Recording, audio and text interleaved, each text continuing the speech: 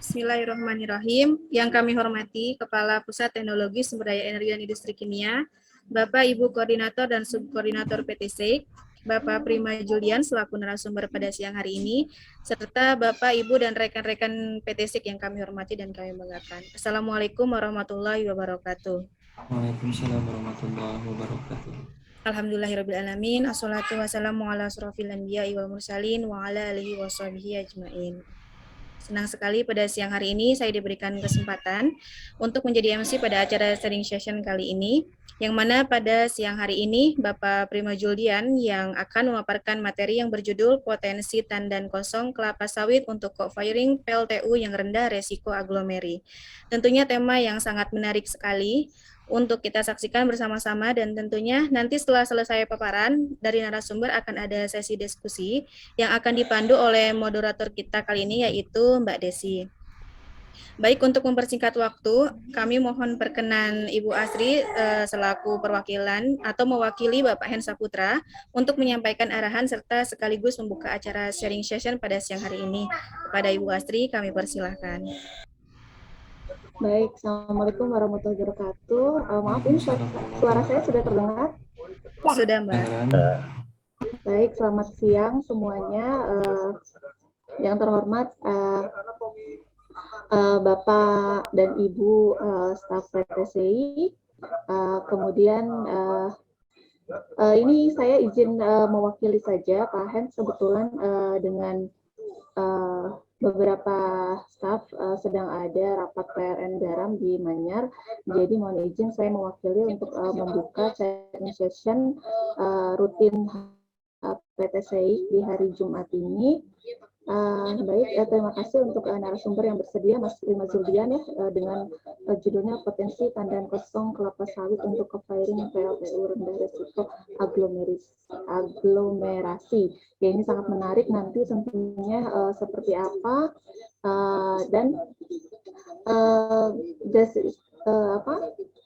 tentang tema ini tentu akan sangat luas sekali nanti peruntukannya. Kemudian mungkin saya akan reminder sedikit ya mengenai SKP. Mohon nanti dicek kembali untuk kelengkapan SKP-nya di triwulan 3 ini sebelum jam 12 malam ya. Kalau bisa sudah lengkap semua, dan mungkin para KP sudah mulai untuk melakukan penilaian untuk staf sesuai dengan programnya. Gitu ya. Mungkin izin juga, baik saya buka saja. Bismillahirrahmanirrahim. Sharing session kali ini silakan segera dilanjutkan. Mungkin itu saja ya. Terima kasih. Assalamualaikum. Waalaikumsalam warahmatullahi wabarakatuh. Terima kasih Bu Astri telah mewakili Pak Hen Saputra, serta terima kasih atas arahan dan telah membuka acara sharing session pada siang hari ini. Selanjutnya adalah sesi pemaparan dari narasumber serta diskusi yang akan dipandu oleh moderator kita kali ini, yaitu Ibu Desi. Untuk itu waktu dan layar saya alihkan kepada moderator. Silakan Ibu Desi. Ya, terima kasih atas kesempatannya. Baiklah, pada kesempatan kali ini saya akan coba menjadi moderator untuk sharing session pada hari Jumat ini. Yaitu sharing session kali ini berjudul Potensi Tandan Kosong Kelapa Sawit untuk Co-firing PLTU rendah risiko aglomerasi, yang akan disampaikan oleh Prima Julian PhD. Beliau adalah lulusan dari Gunma University. Tidak memperpanjang mukadimah, baiklah Julian PhD. Ya. Assalamualaikum warahmatullahi wabarakatuh. Assalamualaikum warahmatullahi wabarakatuh. Apakah Waalaikumsalam warahmatullahi Waalaikumsalam. Terima kasih kepada bapak-bapak, ibu sekalian, teman-teman sekalian. Hari ini saya alhamdulillah mendapatkan kesempatan untuk melakukan sharing session terkait dengan yang saya mau angkat isu hari ini, yaitu potensi tandan kosong kelapa sawit atau tangkos untuk dimanfaatkan di co-firing PLTU yang memiliki resiko aglomerasi yang rendah. Mengingat karena co-firing PLTU ini adalah salah satu proyek yang lagi hits, yang lagi dijalankan secara optimal oleh PLN dan pemerintah dan ESDM, sehingga pemanfaatan biomasa itu akan semakin berkembang untuk kedepannya. Nah, dalam tinjauan hari ini, tinjauan pendahuluan, saya akan sedikit banyak membahas mengenai tentang histori co-firing yang ada di Indonesia. Data-data atau informasi ini saya kumpulkan dengan mengikuti beberapa kegiatan-kegiatan presentasi online yang dilakukan oleh berbagai narasumber yang berkompeten di bidang ini, meliputi beberapa poin. Yang pertama yaitu potensi penyediaan biomasa Indonesia, kondisi tangkos saat ini, perhitungan kuantitas energi biomasa, mengenai ada juga namanya beberapa kontraktor, beberapa ahli yang sudah melakukan simulasi pemenuhan kebutuhan biomasa untuk co-firing itu. Yang kelima yaitu teknologi co-firing biomasa. Yang keenam yaitu jenis mesin pengolah biomasa untuk co-firing. Yang ketujuh sumber pasokan biomasa untuk co-firing. Yang ke-8 realisasi program co-firing 2021. Lokasi co-firing yang akan direncanakan dibangun di 52 PLTU, bukan dibangun ya, diterapkan, diaplikasikan di 52 PLTU, dan kebutuhan di tahun hingga 2025. Yang ke-10 status co-firing biomasa di PLTU batubara, dan dampak penggunaan biomasa pada boiler. Yang ke-12 yaitu pembangkit listrik tenaga gasifikasi biomasa sebagai aplikasi tangkos 100%. Untuk mensubstitusi pembangkit listrik tenaga gasifikasi batubara. Yang ke-13 yaitu prospek biomasa untuk substitusi PLTD, pembangkit listrik tenaga diesel, yang akan direncanakan untuk diganti dengan pembangkit listrik tenaga gasifikasi. Yang selanjutnya yaitu aplikasi teknologi gasifikasi terfluidasi untuk co-firing. Yang ke-15 yaitu prosedurnya slagging, dan yang terakhir yaitu rekomendasi solusi yang berpotensi mencegah aglomerasi atau slagging pada IFB. Nah, kita masuk kepada tinjauan yang pertama. Nah, di sini saya akan menjelaskan bahwa ini adalah tabel data primer yang didapat dari sumber yang terpercaya. Di sini dijelaskan mengenai potensi penyediaan biomasa Indonesia yang dimana mencapai sekitar 545 juta ton per tahun. Dan potensi tanaman HTI, hutan tanaman industri, itu masih kecil, yaitu sekitar 4,9 juta ton per tahun. Dan potensi teoritis biomasa berbasis sawit, ini yang di kotak merah ini, itu yang sudah yang sudah di statistik, itu sudah ada meliputi dari seluruh Indonesia ini ada 158 juta, itu didominasi oleh pelepah, diikuti tangkos, tandang kosong kelapa sawit sekitar 47 juta, batang sawit 43 juta, fiber itu 25 juta, dan cangkang itu ada 12 juta. Namun di antara kelima ini yang paling tinggi dimanfaatkan dan yang paling berpotensi untuk dimanfaatkan adalah sawit. Karena emang kalau pelepah walaupun dia tinggi jumlahnya, tapi hingga saat ini ya pemanfaatan pelepah itu belum pernah saya dengar gitu. Yang baru dimanfaatkan yaitu yang baru rencana dan akan dimanfaatkan yaitu tangkos, fiber, cangkang, dan batangnya. Nah, mengenai kondisi IFB atau tangkos saat ini, seperti kita ketahui bersama, atau mungkin bagi teman-teman yang belum tahu, bahwa Indonesia saat ini telah menempati sebagai produksi kelapa sawit atau CPO tertinggi di dunia, yang otomatis memiliki luas area sawit terbesar atau terluas di dunia. Nah, Indonesia itu sekitar 48% dari semua produksi CPO di dunia di tahun 2016. Dan CPO ini kita tahu bahwa dia diperoleh dari pemanfaatan 100% tandan buah segar sawit yang kemudian akan diinput dalam PKS, atau pabrik kelapa sawit, di mana akan dipisahkan antara tandan kosong palm kernel dengan impuritiesnya, yang akan diperoleh sekitar 65% palm kernel, yang kemudian dari pengolahan 65% palm fruit ini akan diperoleh sekitar 24% CVO. Nah, proses produksi CVO ini akan menseparasikan impurities seperti yang saya sebutkan tadi, di mana yang tersebut yaitu adalah EFB atau empty fruit bun atau tandan kosong kelapa sawit yang jumlahnya sangat besar, sekitar 21%. Dan sampai saat ini ya ini masih dianggap sebagai limbah dan belum bisa dimanfaatkan sebagai komoditas komersil. Tapi pemanfaatannya saat ini ya kalau untuk di pabrik kelapa sawit ya hanya sebatas pemanfaatan internal, misalkan sebagai pupuk alami, karena memang secara alami kandungan tangkos itu kaya dengan sumber nutrisi atau sumber-sumber mineral yang diperlukan tanaman seperti alkali misalnya, seperti itu. Nah, di sini juga ada beberapa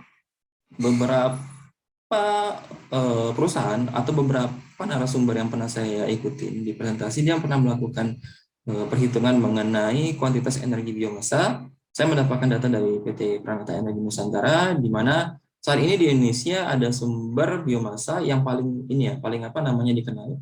Yang pertama adalah padi, jagung, pohon karet, kelapa sawit, tebu, sampai dengan industri kayu. Nah, di sini kita bisa melihat bahwa kandungan dari padi, misalkan jagung dan pohon sapi itu sekitar 2.000-an sampai 4.000-an. Tapi kalau kita lihat kelapa sawit, emang di sini emang bervariasi, yang seperti saya sebutkan tadi, yang sudah mulai dilirik ya, itu ada serat, cangkang, dan tangkos. Nah, yang tangkos ini, tandan kosong kelapa sawit ini relatif kecil, dikarenakan emang kalau kita memanfaatkan biomasa sawit atau tandan kosong secara langsung, maka itu masih dalam keadaan yang basah, moisture-nya tinggi, yang mengakibatkan nilai kalorinya tidak begitu tinggi ketika dilakukan pengukuran. Oleh karena itulah kedepannya ketika kita memanfaatkan tandan kosong kelapa sawit, dibutuhkan perhitungan khusus yang menyebabkan atau menghasilkan kondisi tangkos yang sudah siap atau lebih tinggi nilai kalori value-nya. Nah, di sini sudah perusahaan Jerman dan ESDM juga melakukan beberapa simulasi pemurnian kebutuhan biomasa untuk PLTU, di mana di tahun 2001 sampai 2004 porsi pemanfaatan tangkos itu ditargetkan sekitar 17%. Nah, di sini teman-teman bisa melihat bahwa tangkos ini sudah tinggi, sudah kalori value sudah tinggi, dikarenakan dia sudah dalam bentuk pellet. Nah, memang kalau untuk pengolahan pemanfaatan biomasa berbasis tangkos ini memang tidak begitu mudah, karena memang kita tidak bisa memanfaatkan secara langsung karena secara densitasnya rendah, dan memang kalau kita memanfaatkan atau mentreatmentnya menggunakan secara langsung, besar kemungkinan tidak akan mencukupi kebutuhan rasio yang ingin digantikan di PLTU yang selama ini dipenuhi oleh batu bara seperti itu. Nah, berdasarkan proyeksi di tahun 2001 sampai 2024, share-nya meningkat sekitar 17%, mengalami peningkatan hingga 17%, dan di tahun 2005 sampai 2030 porsi pellet tangkos itu telah direncanakan oleh SDM untuk dapat memenuhi hampir sebagian besar kebutuhan biomasa. Nah, ini ini bisa kita lihat bahwa karena emang mungkin yang saya pikirkan sendiri emang dari SDM dan mitra-mitra terkait dengan biomasa ini, karena emang untuk pemenuhan biomasa yang murah, yang mudah, yang banyak atau melimpah, ya emang salah satu solusinya dan mungkin yang paling berkompeten saat ini yaitu tangkos gitu, karena emang jumlahnya banyak sekali gitu. Dan ketika emang mereka sengaja memproyeksikan sampai tahun 2024 karena mereka menunggu sampai ada teknologi yang bisa bisa mengatasi beberapa masalah yang ada di pengolahan atau proses combustion atau proses thermal lah yang menggunakan tangkos, karena tangkos ini dia adalah biomasa yang kaya dengan senyawa-senyawa alkali yang berpotensi akan membentuk silikat dan berbahaya karena bisa menghasilkan slagging dan falling yang akan merusak kolom-kolom yang mengandung metal, yang mengandung kayak silika, yang kemudian jika tidak diantisipasi atau ditreatment akan menyebabkan kerusakan dalam jangka waktu yang mungkin tidak begitu lama seperti itu. Dan di sini adalah jenis teknologi co-firing biomasa. Nah, co-firing ini merupakan metode pembakaran dua atau jenis bahan bakar dari material berbeda dalam satu sistem pembakaran yang sama. Sebagai contoh, seperti yang direncanakan saat ini di PLN, yaitu pemanfaatan biomasa dicampur dengan batu bara di beberapa PLTU existing yang ada yang dimiliki mereka, gitu. Kalau nggak salah sekitar 42 ini. Nah, yang benar di sini 42 lokasi. Dan di sini adalah jenis kondisi yang ada di kondisi PLTU yang ada di sana. Yang pertama itu ada direct co-firing, yang kedua adalah indirect co-firing, yang ketiga adalah parallel co-firing. Direct co-firing ini yang paling murah dan paling mudah dilaksanakan karena emang dia mencampur langsung, melakukan kontak langsung dengan batu bara dengan biomasa. Yang kemudian indirect co-firing dia agak sedikit perlu treatment, di mana dia membutuhkan proses gasifikasi terlebih dahulu. Jadi biomasa itu di-convert menjadi gas, kemudian gas itu di-input ke dalam boiler, lalu dibakar menghasilkan listrik bersamaan. Yang ketiga adalah parallel co-firing. Nah, jadi outputan dari biomasa menghasilkan pembakaran biomasa menghasilkan listrik, yang kemudian outputan dari batu bara juga menghasilkan listrik, itu dilakukan di tempat yang berbeda, dilakukan di kolom ruang bakar yang berbeda. Nah, inilah jenis-jenis boiler PLTU batu bara. Nah, dari sekian jenis, ada 3 nih, ada PC, CFB, dan stoker. PC ini adalah vaporized pool, ini CFB ini fluidized, jadi dia sistemnya kayak sejenis fluidisasi, ini kolom fluidisasi. Dan ini adalah stoker boiler. Stoker boiler ini lebih mirip ke fixed bed. Nah, jadi dari 3 ini yang ada di PLN ini, hampir didominasi saat ini yaitu tipenya yang fluidisasi. Dan jadi kalau misalnya, dan ini sangat mirip dengan teknologi yang ada di PT SIK yang dikembangkan, yang tengah dikembangkan, bahwa teknologi fluidisasi yang sama dan dengan menggunakan, dan ini mendapatkan keuntungan jika kita bisa mengolah atau melakukan penelitian-penelitian lebih jauh sehingga bisa menemukan solusi untuk pemanfaatan di PLTU yang didominasi oleh CFB ini, maka itu akan sangat bermanfaat ke depannya guna menunjang rencana atau target-target ke depan pemanfaatan biomasa untuk co-firing. Ini adalah hanya yaitu jenis mesin pengolah biomasa untuk co-firing. Ada beberapa jenis. Yang pertama itu mesin serpi kasar, mesin serpi halus, mesin pelet, dan mesin serpi kasar. Nah, ini pemanfaatannya bisa diterapkan di beberapa jenis biomasa, ada kayu energi, limbah pertanian, limbah perkebunan, dan sampah. Nah, kalau misalnya untuk tangkos, emang lebih direkomendasikan yaitu bisa didapatkan dalam bentuk yang lebih praktis, yaitu pelet. Kalau pelet itu kan udah memiliki densitas yang tinggi, sudah kering gitu. Jadi fast responnya tinggi. Mungkin dia akan lebih, karena dia plus poinnya lebih cepat, dan juga kalorinya juga mungkin akan lebih setara atau menyamai kondisi dengan fosil seperti batu bara dan lain-lain sebagainya. Nah, sumber pasukan biomasa untuk program co-firing berdasarkan rencana yang dilakukan oleh PLN, yaitu yang pertama yaitu berasal dari hutan tanaman energi milik BUMN, yang kedua yaitu berasal dari lahan kering milik swasta, yang ketiga yaitu perkebunan kelapa sawit, yang keempat adalah limbah pertanian atau perkebunan kayu, dan yang kelima yaitu sampah. Nah, kita bisa fokus ke sini bahwa emang saat ini apalagi di BPT juga tengah banyak melakukan koordinasi atau MOU dengan beberapa perusahaan BUMN berbasis perkebunan seperti PT PN 5, PT PN 8, dan sebagainya.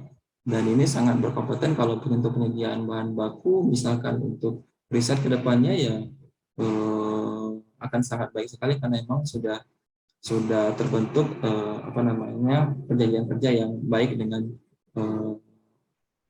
vendor dari kebun kelapa sawit ini. Nah, ini adalah mengenai data dari PLN juga mengenai realisasi program co-firing sampai dengan Agustus 2021. Di sini saya sampaikan sebelumnya bahwa udah ada 43 uji coba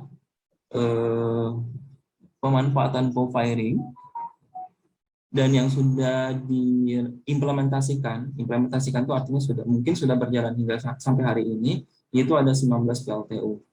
Tapi yang saya pernah menanyakan kepada di satu forum bahwa dari sekian 43 sampai 19 ini adalah masih terbatas pemanfaatan wood chip, artinya bahan bakar yang bukan dari tangkos artinya. Karena emang wood chip itu mahal, dia berbayar. Tapi kalau kita bisa memanfaatkan tangkos yang bimbang tadi, yang notabene itu bisa dibilang gratis, maka dia akan sangat berdampak sekali untuk penurunan, untuk efisiensi lah, baik efisiensi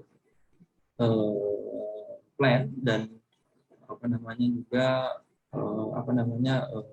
dan mungkin akan berdampak bagi menghasilkan listrik yang lebih murah gitu dibanding pemanfaatan PLTU 100% sebelumnya.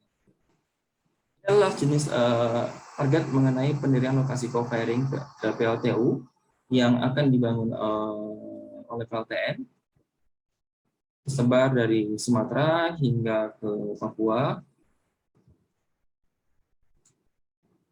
Yang ini adalah status co-firing biomasa pada PLTU Batubara. Nah, saat ini co-firing itu sudah diimplementasikan sekitar 5% pada PLTU existing. Jadi ada 5% biomasa yang diinput, yang 5% biomasa dan 95% itu adalah batubara. Dan untuk mencapai target EBT 23% di 2025, maka diperlukan implementasi 10 hingga 20%.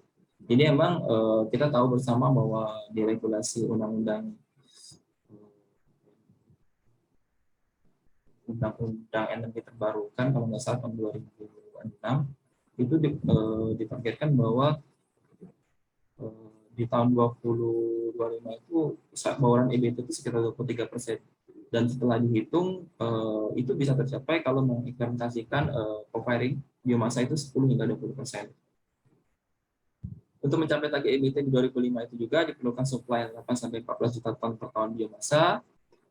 Dan rencana berikutnya yaitu PLN juga merencanakan untuk menghentikan proses pembangunan PLTU sejak terakhir kalau nggak salah tahun 2028 nanti gitu. Jadi setelahnya itu PLTU itu tidak ada lagi. Walaupun nanti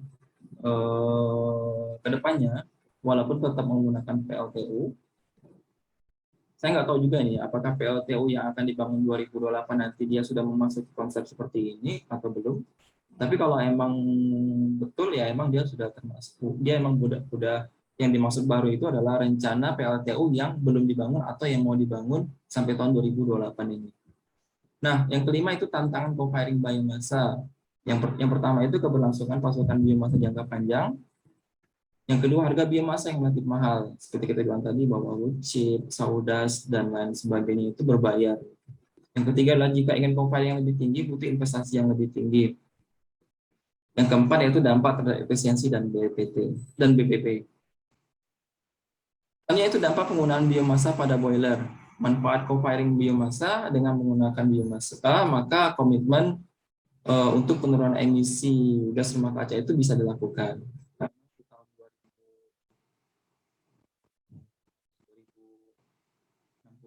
40% ya. Yang kedua yaitu mengurangi permasalahan sampah limbah menjadi lebih bermanfaat. Ketiga, meningkatkan bauran EBT dalam bauran energi nasional. Yang keempat, mendorong ekonomi kerakyatan berupa pemanfaatan limbah industri. Kendala co-firing itu ya, yang pertama itu tambah rantai proses, yaitu mencampur biomasa dengan batu bara. Yang kedua itu perlu investasi, karena memang investasinya tidak, ya ini bukan investasi yang yang vital ya, tapi memang butuh tadi treatment untuk penyiapan biomasa seperti melting unit dan retrofit boiler. Ya skemanya nanti bisa mungkin akan berkembang ke depannya, mungkin apa yang diterima oleh PLN itu mungkin udah benar-benar udah ready, jadi mungkin yang milih unit ini udah nggak diperlukan, atau mungkin gimana nanti kita akan bisa lihat ke depannya nanti. Yang ketiga yaitu kendala co-firing itu nozzle atau burner itu rawan buntu karena emang tadi apa namanya potensi aglomerasi akibat penggunaan biomasa itu tinggi karena dia mengandung alkali tadi, sehingga dia sering di-dedrain. Yang keempat tadi unsur alkali, klor, dan silika itu berpotensi menghasilkan kerak, abrasif, dan korosi. Yang kelima itu biomasa kalori rendah membuat specific fuel consumption itu bahan bakar mix naik dan untuk memenuhi kebutuhan panas dalam boiler. Jadi emang kalau misalnya kita harus mendapatkan kualitas biomasa yang setara dengan batu bara gitu. Jadi kalau misalnya menggunakan biomasa mentahan itu sangat susah sekali, sangat tidak efisien sekali. Kita harus menginput sebanyak-banyak walaupun udah diinput dengan volume yang besar, tapi tidak akan setara dengan kebutuhan di PLTU. Tapi yang diperlukan adalah bukan volumenya, tapi densitasnya, sehingga volume tadi bisa direduksi menjadi kecil berupa pelet, dan ketika dia dimasukkan dia tidak akan memakan tempat, dan efisiensi waktu juga semakin baik. Yang keenam, low density dan high volume berdampak pada transportasi. Ya, tadi kalau misalnya penyediaan biomasa, kita bayangkan kalau misalnya biomasa itu terletak di hutan gitu. Sedangkan kalau misalnya PLN atau PLTU-nya ada di wilayah yang jauh dari hutan. Tentunya kalau misalnya cuma membawa biomasa yang ukurannya volumenya besar, itu sangat tidak efisien dan rugi gitu, karena volume besar tapi nilai kalorinya atau kualitasnya rendah gitu, karena emang tidak setara dengan apa namanya energi yang bisa dibangkitkan dari yang ditransportasikan oleh yang dibawa oleh apa namanya alat transportasi tersebut, misalnya truk dan sebagainya. Jadi emang perlu disiapkan dulu, misalnya di daerah hutan itu kita mungkin kedepannya akan ada perusahaan-perusahaan yang berbasis konversi dari biomasa menjadi pellet, lalu baru dibawa ke PLN, itu akan lebih baik seperti itu. Tapi hingga saat ini saya belum belum banyak ini, walaupun ada beberapa perusahaan biomasa yang udah mulai bergerak di bidang ini, kalau nggak salah di Bangka, yang sudah melirik bahwa ini sangat berpotensi untuk kedepannya. Yang ketujuh yaitu untuk boiler CFB dapat menurunkan melting point pasir bed. Ya emang kalau kita circulating fluid bed tadi, karena pengaruh alkali yang tinggi berupa potasium tadi, dia akan membentuk senyawa silikat yang rendah melting point-nya, lebih rendah melting point-nya, yang disebut dengan kalau di bahasa ilmiah eutetic gitu. Jadi ketika dia terbentuk, maka dia selain terbentuk senyawa yang rendah melting point, juga dia senyawa tersebut juga apa namanya itu cenderung akan terbentuk suatu aglomerasi yang besar. Jadi ketika dia terjadinya aglomerasi, maka kemampuan untuk memfluidisasi bed itu menjadi rendah, dan akibatnya dia tidak mampu secara optimal memfluidisasikan lagi secara normal bed partikel atau dan apa namanya itu dan bahan bakar dasar dan bahan raw material yang diinput ke dalam kolom CFB tersebut.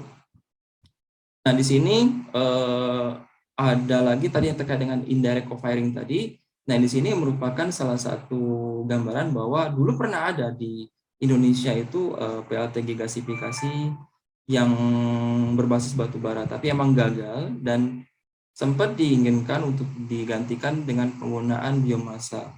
Tapi itu sempat dan rasanya itu berhenti juga hingga saat ini gitu. Nah, dengan adanya skema pemanfaatan co-firing, berkemungkinan besar ini akan bisa hidup lagi untuk PLTG gasifikasi, karena tadi kan di PLTU tadi kan ada 3 jenisnya. Ada yang tadi yang direct, indirect, sama yang direct, indirect, sama yang apa tadi saya lupa tadi, yang stoker ya, stoker boiler seperti itu. Nah, di sini ada, nah ini adalah saya mengikuti ke presentasi mengenai launching RUPTL 2021 sampai 2030, rencana umum penyediaan tenaga listrik untuk Indonesia dari tahun 2001 sampai 2030. Di sini ada skema bahwa ada isu bahwa PLN itu berencana untuk mengubah PLTD, pemakai listrik tenaga diesel itu, salah satunya itu menggunakan pemakai listrik tenaga gasifikasi gitu. Memang ada 3 program ya.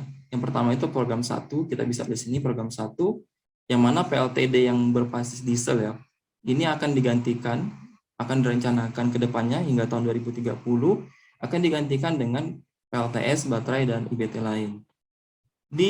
Selain itu yang ada di program 3, itu PLTD existing itu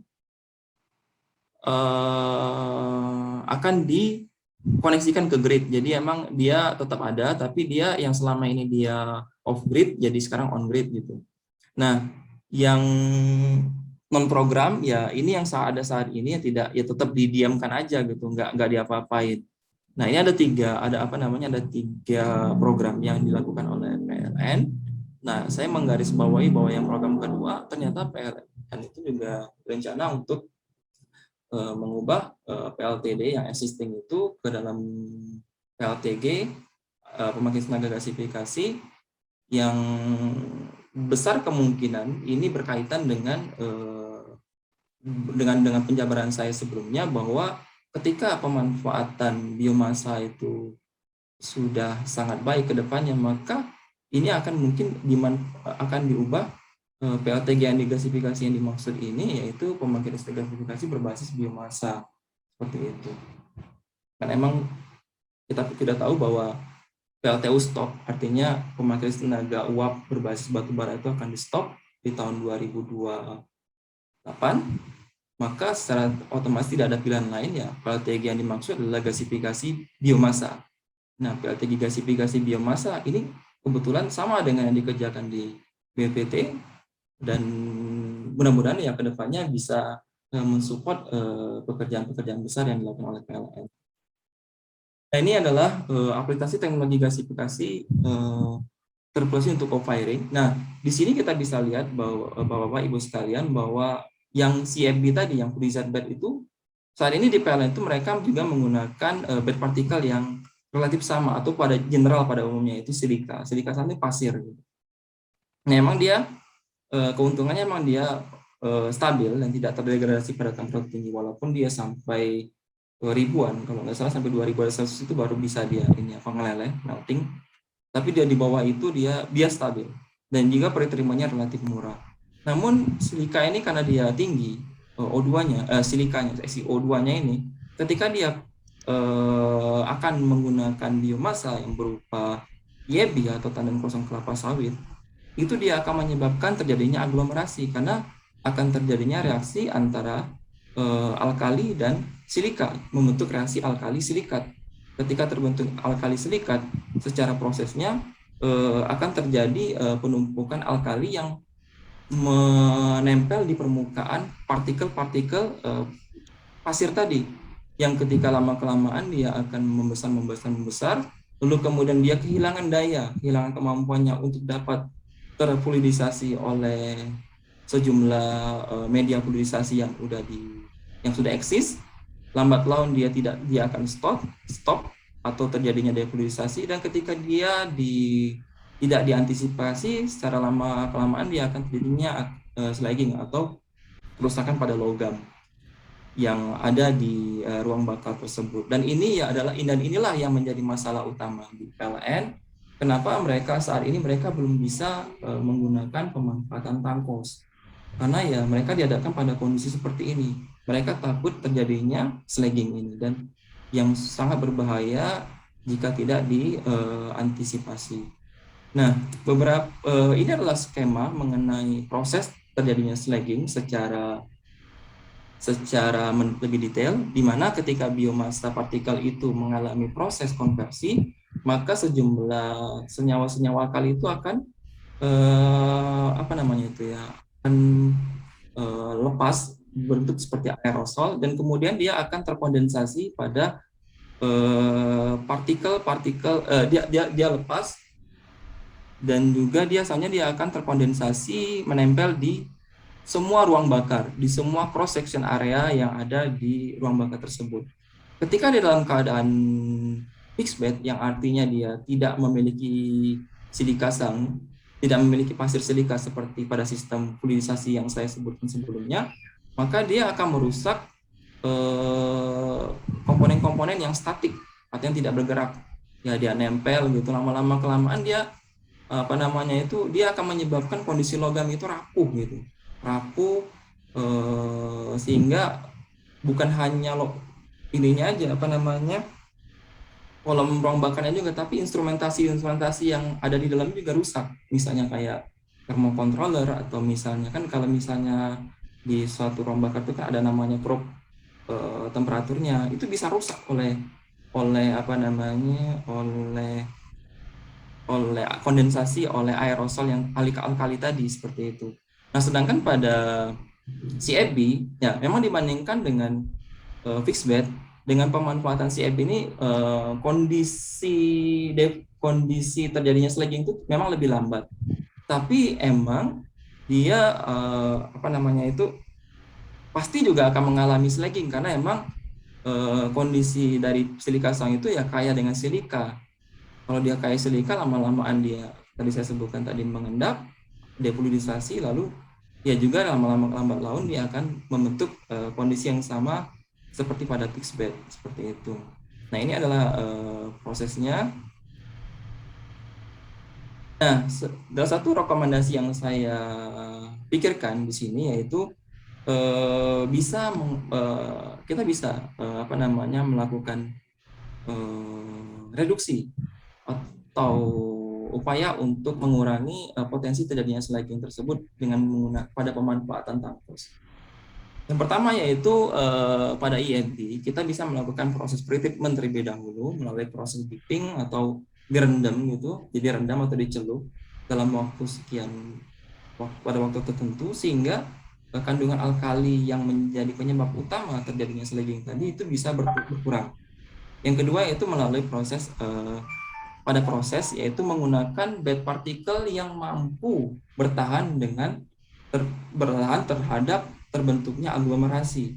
Jadi bed particle yang kita perlukan ini ya bed particle yang khas, yang lebih baik dibanding silika sang, yang juga memiliki silika yang tinggi ketika dia dibenturkan, dia kalau silika tinggi kan dia dia padatnya itu tetap stabil, bersilika tinggi, kandungan silikanya tinggi, terus juga dia tahan terhadap aglomerasi, dan ini yang yang bisa menjadi solusi untuk mereduksi terjadinya slagging tersebut. Sehingga diharapkan akan didapatkan pemanfaatan IEB dengan resiko aglomerasi yang rendah.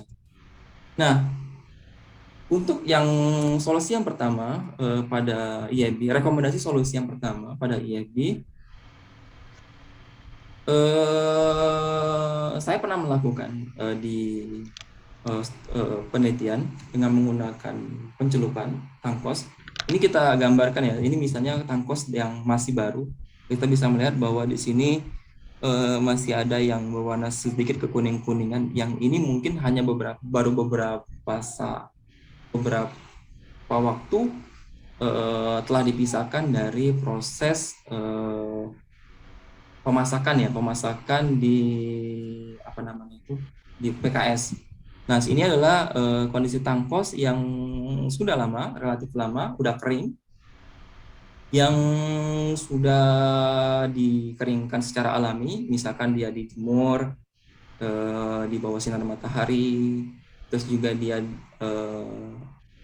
dicuci secara alami oleh air hujan dan sebagainya. Kita bisa melihat sebagai rekomendasi bahwa memang diperlukan kualitas tangkos yang seperti ini, yang kering, yang mungkin sudah relatif lama dipanen dari kebun sawit.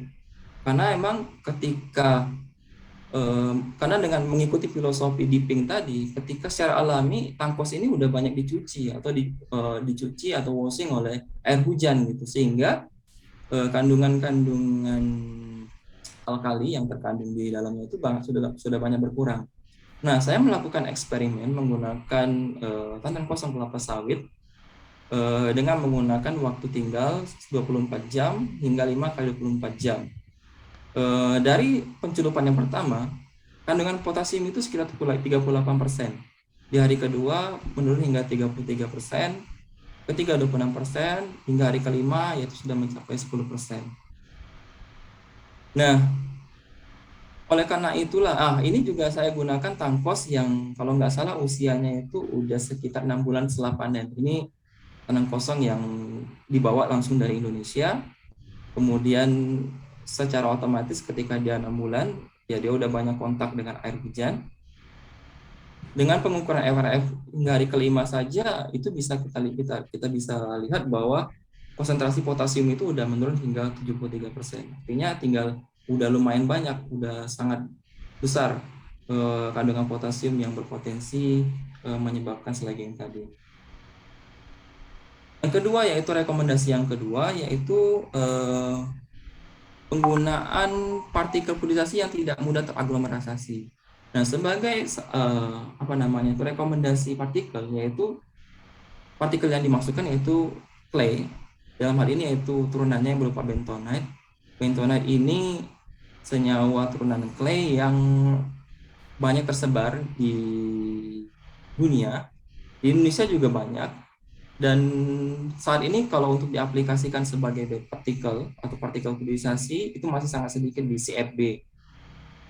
Dan secara penelitian emang dia berpotensi untuk dapat menurunkan kandungan tar karena emang dia memiliki porositas yang tinggi sehingga dan alumina yang tinggi juga sehingga dia bisa mampu menangkap tar, dan tar yang tangkap itu bisa diuapkan kembali karena tar itu akan berubah fase pada 300 derajat Celcius menjadi gas kembali. Yang ketiga itu menaikkan konversi karbon, karena emang ketika dia tahan aglomerasasi, otomatis fluidisasi akan berjalan dengan baik, sehingga proses konversi karbon juga akan tetap baik atau meningkat dibandingkan menggunakan silika sang. Yang keempat itu bentonat, khususnya natrium bentonat itu banyak tersebar di Indonesia, khususnya di Pulau Jawa. Yang kelima, sedikit treatment ekstra dalam pemakaiannya seperti evaporasi moisturizer, sieving, dan filtrasi treatment. Emang kalau untuk penggunaan bentonat itu karena dia sifatnya hidrofobik, anti suka air, jadi emang ketika di awal kita membutuhkan sedikit treatment. Memang kalau untuk dimanfaatkan secara langsung bisa, tapi emang kita mesti melakukan proses evaporasi moisturizer dulu di dalam reaktor tersebut.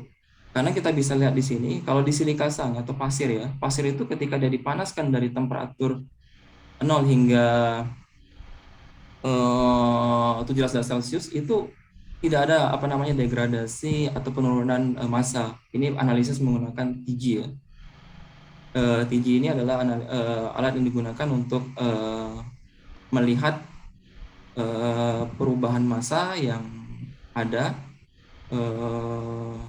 yang dimana juga di sana bisa kita amati reaksi eksotermis dan endotermisnya.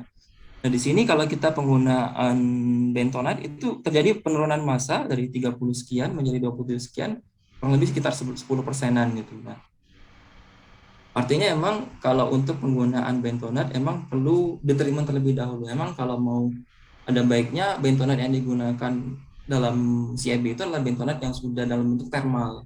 Artinya bentonat yang udah dipanaskan terlebih dahulu, strukturnya udah keras, udah mirip kayak kayak batu bata kayak gitu, tapi dalam bentuk butiran. Itu bisa banget, mungkin sangat bagus ketika dimanfaatkan langsung ke dalam reaktor karena dia airnya itu tidak lagi menjadi hambatan. Karena kalau dia digunakan atau dipanaskan secara langsung tanpa adanya kontrol bertahap temperaturnya, itu berkemungkinan pada bentonat itu akan terbentuk namanya sintering. Jadi sintering itu dia itu terjadinya proses hidrolisis, tidak hanya hidrolisis penghilangan air, tapi juga proses hidroksil gitu. Jadi pelepasan ion-ionnya sehingga menyebabkan struktur bentonat itu menyatu dengan yang lain, membentuk suatu ikatan yang sangat keras gitu, keras banget gitu. Jadi belum diapa-apain ketika kita memanaskannya secara tiba-tiba tanpa dijedah terlebih dahulu, mengakibatkan terjadinya pengerasan yang berbahaya pada CFD. Dan juga ketika dia digunakan juga bentonat itu memerlukan proses sieving dan filtrasi, jadi perlu didapat berbeda dengan silikasang, karena emang kalau silikasang itu keras jadi dia mudah di sieving, tapi kalau untuk bentonat itu ketika dia dihancurkan atau grinding atau di milling itu mudah sekali rapuh, tidak sekuat, bukan mudah ya, tidak sekuat dengan silika, sehingga kalau untuk disaring juga dia akan menyisakan sejumlah partikel yang tidak homogen. Ada partikel yang berukuran besar, berapa mikron, tapi ada juga yang berukuran hingga mungkin hingga berukuran nano gitu. Jadi kamu perlu namanya sieving untuk mendapatkan kondisi partikel yang benar-benar sama ukurannya. Dan juga elutriasi. Elutriasi ini adalah upaya untuk memisahkan ukuran partikel pada bentonite. Ini metodenya dengan dihembus dari bawah, sehingga bagian-bagian partikel yang memiliki massa yang rendah juga akan terlepas dan terpisah dari atau fine partikel tadi ya, fine partikel yang memiliki massa rendah tadi terpisah dari ukuran-ukuran yang diinginkan. Nah, ini adalah bentuk struktur dari clay atau bentonite. Bentonite itu terdiri dari lapisan layer tetrahedron dan octahedron, di mana di tengah-tengahnya ini dia terisi oleh air gitu. Nah, ini adalah maaf, bisa lihat.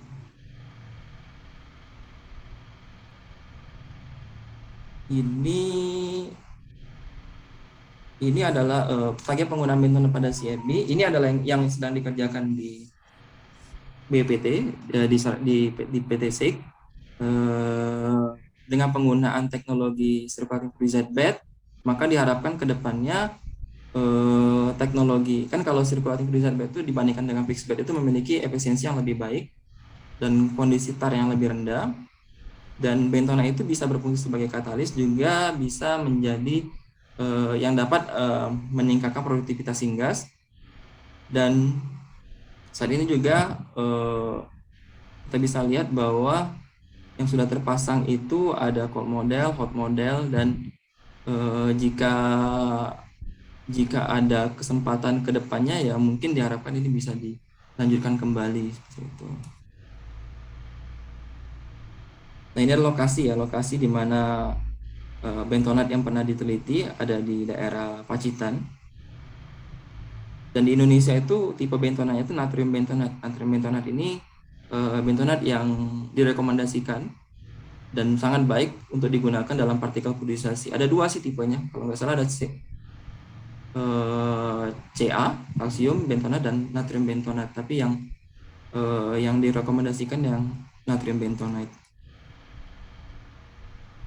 Nah, terhadap uji coba yang pertama tadi yaitu saya sudah melakukan uji coba terhadap untuk menghilangkan alkali dengan menggunakan proses pencelupan atau washing di air. Maka yang kedua yaitu melakukan treatment pada prosesnya, yaitu dengan menggunakan bed partikel yang seperti saya jelaskan sebelumnya, yaitu bentonite pada kondisi superficial velocity dan temperatur operasi di 700 sampai 800 derajat Celcius. Temperatur ini dipilih memang sebagai temperatur yang ideal untuk proses gasifikasi, pirolisis dan sebagainya. Tapi karena emang kita fokusnya ke gasifikasi, sebenarnya pirolisis lebih rendah ya. Tapi kalau misinya gasifikasi, karena emang saya dulu mengerjakan gasifikasi, jadi emang yang dipilih itu adalah temperatur gasifikasi dari 700 sampai 800 Celcius. Semakin tinggi bisa memungkinkan maka akan baik, karena emang secara prinsip gasifikasi itu akan baik, akan semakin tinggi sehingga kualitasnya ketika temperaturnya semakin tinggi. Nah, ini adalah bahan bakarnya. Bahan bakunya ada meliputi silikasang dan bentonite. Memang di analisis yang dilakukan ini ya dilakukan perbandingan antara performa menggunakan silikasang dan menggunakan bentonite. Dan yang digunakan juga adalah IFB. IFB-nya ini dari Malaysia, sedangkan metodenya dari Jepang. Operasinya itu meliputi proses perubahan atau konversi biomasa IFB tadi menjadi as atau abu yang sudah diteliti pada temperatur 7 Celcius itu temperatur yang sudah ideal untuk menghilangkan 100% menghilangkan 100% organik. Jadi yang tinggal juga 100% inorganik menggunakan alat CHN. Dan lalu dilakukan enkapsulasi partikel. Di sini bisa kita lihat bahwa enkapsulasi ini memang dilakukan dengan beberapa ukuran untuk mendapatkan presisi yang tepat.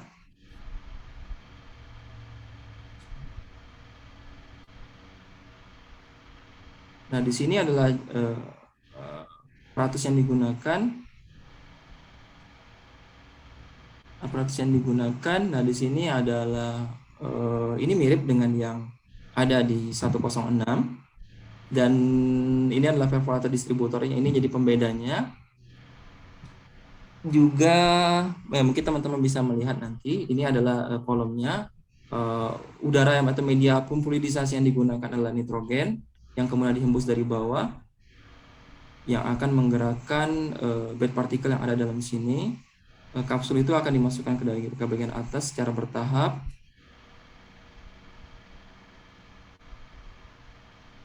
Nah, ketika eksperimen dilakukan, nanti akan bisa diamati beberapa fase. Yang pertama itu deviasinya, kondisi deviasinya, delta V deviasinya. Delta V deviasi ini karena emang saya menggunakan pressure sensor di sini yang dikontakkan dengan pressure selisih antara pressure di sini dengan pressure yang di sini, yang di bottom, yang di bagian bawah, dengan pressure yang di free section area, itu dikontakkan untuk mendapatkan delta P di pressure transmitter.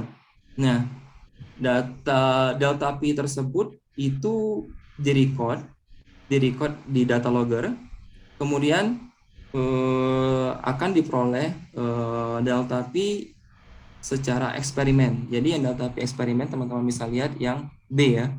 Nah, ini adalah delta P yang C, ini delta P yang secara teoritis, karena memang ini bisa dihitung dengan menggunakan persamaan Pascal, perbandingan dengan kenaikan kenaikan jumlah massa akan meningkatkan tekanan. Nah, jadi kita bisa lihat bahwa idealnya dia akan berjalan seperti ini, karena emang kalau massa naik, tekanan juga, delta P juga akan cenderung meningkat, walaupun tidak begitu signifikan ya seperti di sini. Tapi kalau misalnya terjadi proses aglomerasi, dia akan mulai menurun seperti ini yang di eksperimennya. Lalu ketika dia udah sama kondisinya dengan kondisi ketika belum dilakukan proses fluidisasi, ini kan prosesnya masih mixed bed nih, belum dilakukan fluidisasi. Ketika dia udah sama, walaupun ini tetap dilakukan supply nitrogen dari bottom, maka ini sudah menunjukkan bahwa kondisi defluidisasi sudah tercapai. Seperti itu. Nah, velocity yang digunakan dalam eksperimen yang saya lakukan ini sekitar 4,3 UMF. 4,3 UMF ini, UMF itu adalah minimum velocity fluidization. Jadi velocitas atau kecepatan minimum yang diperlukan untuk menggerakkan bed partikel yang ada dalam kolom. Nah, 4,3 UMF, kenapa dipilih 4,3? Ini karena mereferensikan dengan running yang dilakukan di hot model yang ada di Indonesia, di mana yang saya tahu bahwa di hot model itu juga UMF-nya digunakan sekitar 4,3 atau ya sekitar itulah 4,4 atau sekian UMF, yang tidak jauh berbeda dengan di yang saya lakukan. Sehingga kedepannya akan ada namanya korelasi yang baik untuk bisa melihat performa lebih jauh. Ini relevan juga dengan rencana pelaksanaan atau running hot model. Emang kalau untuk melaksanakan running di hot model memang itu relatif beresiko, karena emang yang paling penting itu kita bisa melihat performa bed particle itu berjalan dengan baik pada tingkat velocity tertentu. Nah, dengan melakukan uji di code model, maka dengan peningkatan atau dengan setting variable velocity, misalnya akan ditingkatkan ke depannya menjadi 5, 6 UMF, bahkan di PLTU itu setahu saya itu bisa sampai 100 UMF gitu. 100 kali UMF gitu. Jadi emang masih kecil sekali yang saya lakukan emang UMF-nya. Dengan yang UMF sekecil ini kita akan melihat bahwa apakah akan ada pengaruh dengan kondisi fluidisasi yang dilakukan pada bentonan ataupun silikasang. Dan dari hasil penelitian juga didapatkan bahwa dengan penggunaan bentonite, penggunaan silikasang itu terjadi proses aglomerasi pada penambahan pada akumulasi silikasang ketika mencapai AS-nya itu atau abu IEB-nya itu 1,55%. Di mana di sini kita bisa melihat bahwa udah mulai terjadinya aglomerasi dan akhirnya kondisinya udah mulai sama, dan di sini kita bisa melihat bahwa mulai dari besaran massa yang ditambahkan ke dalam kolom sekitar 1,55% dari total bed particle. Jadi bed partikelnya ini 65 gram ya kalau untuk bentonite-nya ataupun silikasang. Ketika ditambahkan 1,55, ketika ditambahkan sekian massa gram, itu yang sama dengan sekitar 1,55%, itu sudah terbentuk fase defluidisasi. Sedangkan pada yang bentonite itu sampai dengan penambahan 3,5% itu tidak tercapai kondisi defluidisasi, jadi masih di atas ring fixed bed. Nah, ini baru menggunakan parameter velocity yang 4,3 UMF, masih relatif kecil. Apalagi kalau dimanfaatkan ke depannya kita lakukan proses fluidisasi dengan menggunakan UMF yang lebih tinggi, misalkan 10 gitu. Tentu dia akan sangat signifikan, akan lebih signifikan. Prediksi saya akan lebih signifikan untuk mengurangi terjadinya perbentukan aglomerasi dan defluidisasi di kolom fluidized bed, di kolom fluidized bed. Nah, ini adalah perhitungan yang tadi sempat saya lewatkan. Ini adalah hitungan berdasarkan elemental. Ini saya mendapatkan referensi dari teori Fisher, namanya teori Fisher. Dengan menggunakan analisis XRF, kita bisa mendapatkan kandungan-kandungan elemen, sehingga didapatkan hitungan untuk indikator yang pertama itu, indikator kedua, dan indikator ketiga yang menunjukkan ketika indikator pertama I2 dan I3 itu semakin tinggi, maka secara otomatis aglomerasi atau tingkat stickiness atau tingkat kekuatan silikat yang terbentuk pada bed particle itu semakin tinggi. Nah, dari hasil penelitian menggunakan XRF tadi, kita bisa lihat bahwa kalau silikasang itu tinggi sekali kalau untuk indikator satunya, sekitar 11, yang keduanya 7. Sedangkan pada bentonite itu pada temperatur 700 itu 5. Pada temperatur 400 yang dimana silikasang tadi udah stop mencapai fluidisasi, itu sudah mencapai 15 sekian. Kalau yang ini indikator yang keduanya sekian, 9 sekian. Sedangkan pada bentonite cenderung bertambah, meningkat juga, tapi tidak begitu signifikan. Dan pada kondisi ini juga kita tahu tadi pada pengukuran berdasarkan perbedaan pressure difference atau delta P, kondisinya tetap berjalan, fluidisasi tetap berjalan dengan baik. Ini menunjukkan bahwa kondisi tingkat stickiness atau tingkat daya rekat alkali antara alkali dengan permukaan partikel bentonite itu tidak kuat atau rapuh, sehingga dia ketika dia dilakukan proses fluidisasi menggunakan velocity 4,3 UMF tadi, dia pecah kembali, terurai kembali menjadi bentuk dasarnya, bentuk awalnya, dan itu berlangsung terus gitu, seperti itu sampai pada rentang tertentu ketika selanjutnya ya, mungkin pada penelitian selanjutnya pada rentang tertentu dia akan stop karena emang kandungan dari alkali itu emang sudah sangat tinggi seperti itu. Nah, ini kita bisa lihat bahwa rendah sekali. Nah, ini juga gambaran mengenai kondisi partikelnya. Kalau untuk silikasang itu yang tercapai di 800 Celcius ini keras sekali ini, dan susah sekali untuk dipecah gitu. Karena kalau bentonite itu cenderung rapuh gitu. Ini kalau kita sentuh aja dia pecah gitu. Jadi kalau untuk apalagi untuk di kolom fluidisasi itu penggunaan velocity yang tepat itu merupakan kunci untuk mendapatkan partikel yang tahan terhadap aglomerasi pada aplikasi penggunaan bentonite seperti itu. Ya, kedepannya emang kalau memang bisa dilanjutkan, emang jika menggunakan velocity yang lebih tinggi lagi, secara otomatis mungkin aglomerasi itu bisa kita hindari dengan mengkombinasikan antara metode dipping dan metode ini. Nah, inilah kesimpulannya. Saya sudah sampaikan tadi secara tersirat. Nah, ini adalah analisa menggunakan aparatus dari beberapa instrumen. Ada menggunakan XRD, terus juga ada namanya BET, ada juga SEM dan SIM-IDX. Nah, ini kalau menggunakan XRD, kita bisa melihat bahwa ini adalah kondisi awal silika sam. Dan ini adalah kondisi awal bentonite. Ketika pada kondisi awal, silika sam dan bentonite itu kaya dengan quartz dan silika. Nah, cuman pada bentonite, tadi saya sudah bilang di pretreatment, dia emang lebih mudah sekali membentuk sinter, jadi membentuk karakter yang berbeda dari asalnya.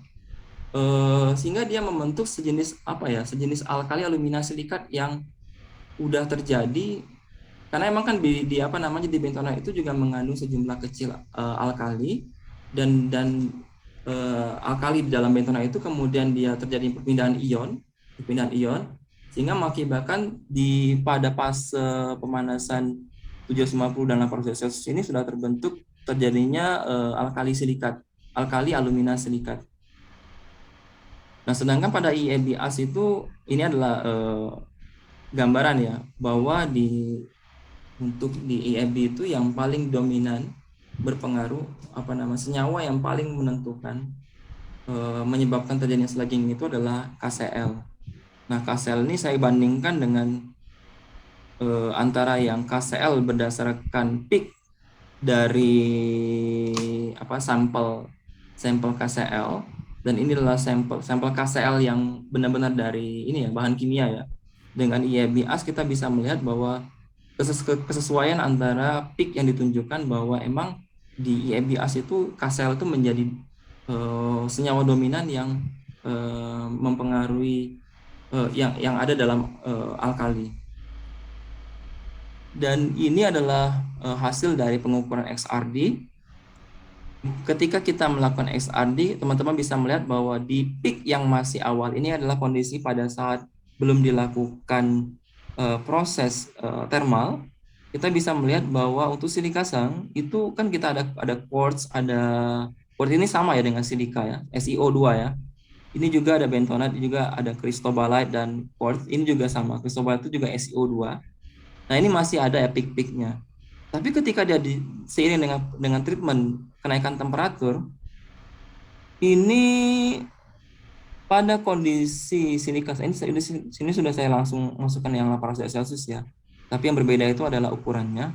Saya akan meng-highlight ukuran yang paling besar, yaitu 350 mikrometer dari produk bed residu yang ditinggalkan setelah proses.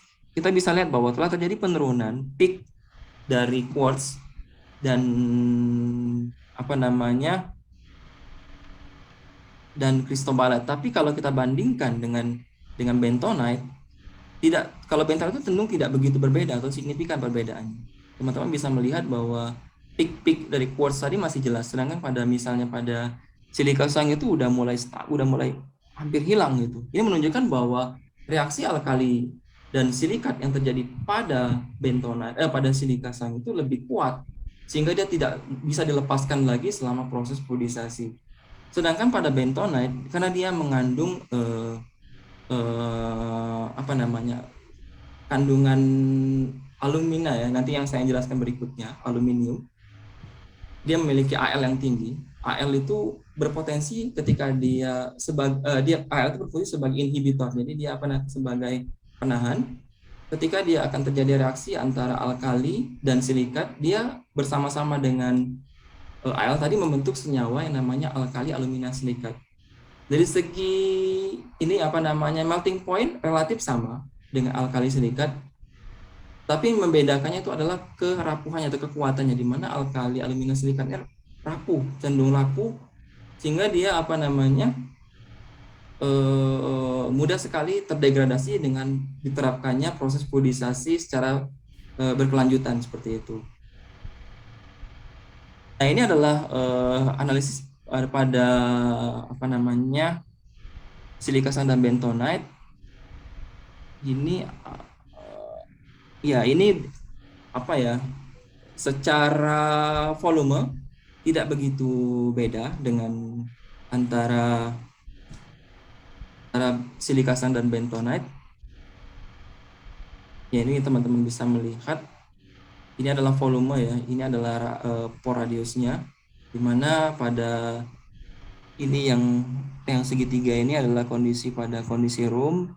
Ketika dia sampai 8 Celsius ini terjadi penurunan volume, dan di sini juga terjadi penurunan volume. Kalau di sini pada kisaran 8 minus 0,4, kalau di sini lebih tinggi ya. Jadi secara pengukuran BET, volume yang ada di silikasang itu lebih kecil dibandingkan dengan bentonite ketika setelah operasi, karena tadi dia udah ngerekat dengan sangat kuat, jadi semua surface di permukaan silikasang itu udah hampir tertutupi secara optimal oleh aerosol alkali yang terkondensasi.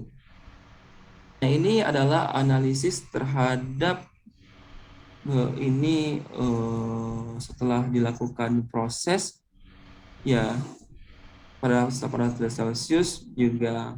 Nah, pada temperatur 8 derajat Celcius udah hampir sama, karena emang tadi teman-teman bisa melihat bahwa kalau untuk silikasang kan dia udah terbentuk defluidisasi.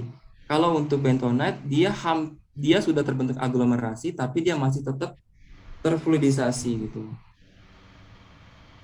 Kita bisa lihat di sini. Nah, ini adalah analisis microstructure dari menggunakan SEM. Ini adalah untuk kondisi pada temperatur 17 derajat Celcius. Teman-teman bisa melihat bahwa ketika dia dilakukan operasi 17 Celcius, kondisi bed particle itu belum udah mulai menggumpal, tapi belum tertutup secara keseluruhan. Tapi ketika dia udah sampai 8 derajat Celcius, dia udah membentuk bentuk struktur yang semuanya itu udah tercover oleh aglomerasi. Ini kita bisa lihat ya. Nah, kalau untuk bentonite, dia yang bagian yang seperti rapuh ini berkemungkinan adalah bagian yang disebut dengan tadi alkali alumina silikat, yang ada hubungannya dengan keberadaan aluminium yang ikut bereaksi dengan alkali dan silikat membentuk struktur yang rapuh seperti ini. Kalau teman-teman bisa bandingkan pada temperatur 8 derajat Celcius ini, kita bisa lihat mana yang strukturnya yang kuat, mana yang lebih remah. Ini lebih remah, lebih kayak remah-remahan ini yang yang sangat mudah pecah ketika dibenturkan gitu. Ini kan ketika saya tarik sampelnya, ketika dalam prosesnya kan berbenturan, lama-lama kan pecah lagi gitu. Seperti itu.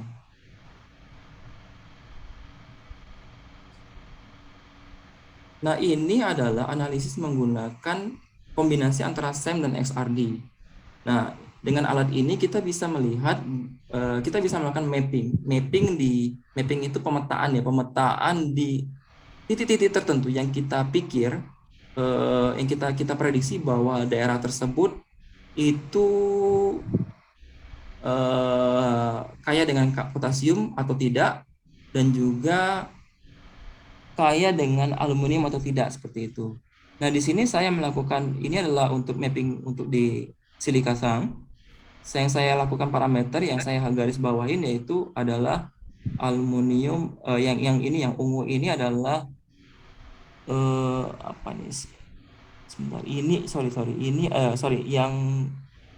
yang ini ya, garis merah ini adalah aluminium, yang K ini adalah kalium. Nah, seperti pada contoh 1, ini adalah daerah border, perbatasan antara partikel satu dengan partikel lain. Pada silikasang itu kondisi aluminiumnya itu lebih rendah dibandingkan dengan kaliumnya, sehingga menyebabkan pada kondisi ini ikatan yang terbentuk itu kuat karena emang kalium itu lebih besar, lebih kuat. Nah, sedangkan pada yang di sini di 2 juga sama. Pada 3 poin ketiga itu, nah karena emang tidak sedikit, karena di sini sejenis kayak ada sejenis celah atau yang tidak tertutup oleh lapisan. Ini besar kemungkinan potensi aluminiumnya itu lebih tinggi dibandingkan dengan kaliumnya, sehingga mengakibatkan terbentuknya coating atau lapisan yang melapisi partikel itu tidak terjadi. Nah ini.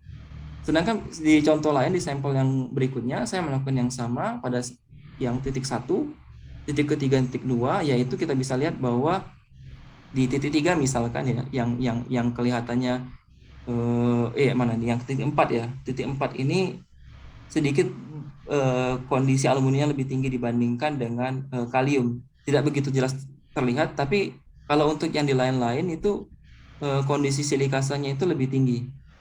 Nah, sedangkan pada bentonite, ini bentonite, 2 gambar ini adalah bentonite. Pada beberapa spot yang saya tarik, itu misalnya di 1 ya.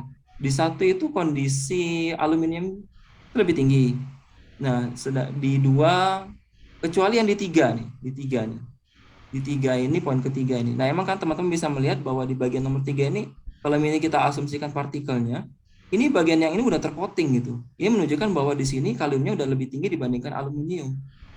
Sehingga dia menyebabkan potensi aglomerasi daya lengketannya menjadi lebih kuat, walaupun secara teoritis ini tidak begitu signifikan, sehingga kalau misalnya dinaikkan velocity-nya ini mungkin bisa pecah lagi gitu, velocity fluidisasi. Nah, ini kalau misalnya juga di sini teman-teman bisa melihat untuk yang poin 2 ini kan kayak ada ini nih, kayak enggak tercoating ini. Ini kan tinggi nih. Yang ketiga ini juga tidak tercoating ini, juga lebih tinggi aluminiumnya. Yang keempat juga. Sedangkan pada 1 itu relatif hampir sama dan kalium itu lebih tinggi. Dia menunjukkan bahwa telah terjadi coating yang menunjukkan bahwa ketika tidak ada aluminium di situ, maka proses aglomerasi itu akan lebih mudah, atau proses coating itu akan lebih mudah. Nah, ini adalah gambaran mekanismenya. Nah, kalau untuk silika sang saya gambarkan di sini, saya ilustrasikan di sini. Kalau untuk silika sang itu ketika dia terjadinya proses kondensasi dari alkali, di dalam hal ini dari abu ya, dan dia mulai mengcoating, maka karena dia tadi partikel silika sang itu didominasi semua permukaannya itu oleh silika SiO2 dan lebih tinggi dibandingkan oleh bentonite, dan di sana juga di silika sang ini kandungan aluminiumnya rendah, sehingga dia sangat mudah sekali terbentuk coating yang akan lebih lanjut berkembang menjadi ini ya, kayak ini kan dari satu partikel yang tercoating, terus juga dia kemudian meleleh, melting, lalu lama-lama membentuk struktur yang besar seperti ini.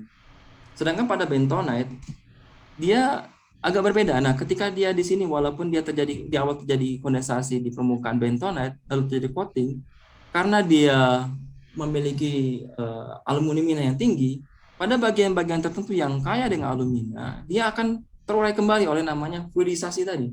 Fluidisasi 4,3 mm yang kita terapkan tadi. Nah, dia akan pecah, diilustrasikan seperti ini, dan dia akan membentuk ada yang pecah, pecah di awal. Walaupun dia pecah, dia juga bisa bersatu dengan yang lain, tapi yang bersatu ini bagian-bagian yang tidak ada aluminanya. Misalnya di sini nih, ini cuma ada silika dengan alkalinya.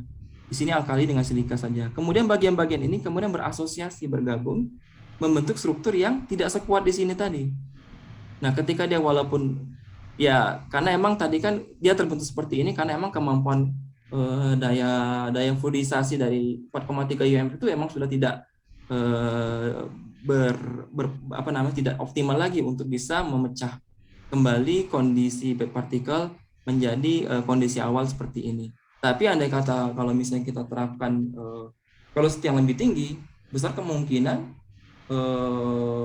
ini bisa lambat sekali terjadi yang namanya proses aglomerasi dan depolisasi. Apalagi di PLTU PLN itu yang saya tahu bisa sampai 100-an UMF gitu. Luar biasa sekali kalau misalnya diterapkan di sana, ya berkemungkinan ya potensi aglomerasi tadi kecil terjadi gitu, seperti itu.